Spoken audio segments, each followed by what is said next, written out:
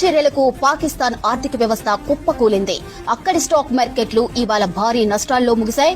ఇక సింధు జలాలను ఆపడం యుద్ధానికి తెరలేపడమేనని పాకిస్తాన్ భారత్ ను హెచ్చరించింది. ఇటు పాక్ సైనికులకు ఆ దేశం సెలవులు రద్దు చేసింది. భారత్ చర్యలను బలంగా తిప్పికొట్టాలని ఆ దేశ సైనికులకు ఆదేశాలు జారీ చేశారు. ఇప్పటికే భారత్ సరిహద్దు గ్రామాలన్నీ ఖాళీ చేయిస్తుంది పాకిస్తాన్.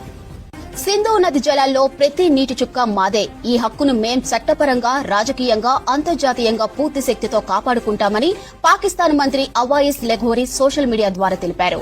మరోవైపు భారత్ తీసుకున్న నిర్ణయాలపై చర్చించేందుకు పాక్ ఇవాళ కీలక సమావేశం నిర్వహించింది. ఇస్లామాబాద్ లో ఆ దేశ ప్రధాని షహబాజ్ షరీఫ్ అధ్యక్షతన జాతీయ భద్రతా కమిటీ సమావేశం జరిగింది. ఇక ఈ భేటీలో పాక్ సైన్యానికి చెందిన ఉన్నతాధికారులు, మంత్రులు, భద్రతా కమిటీ సభ్యులు, ఇతర సీనియర్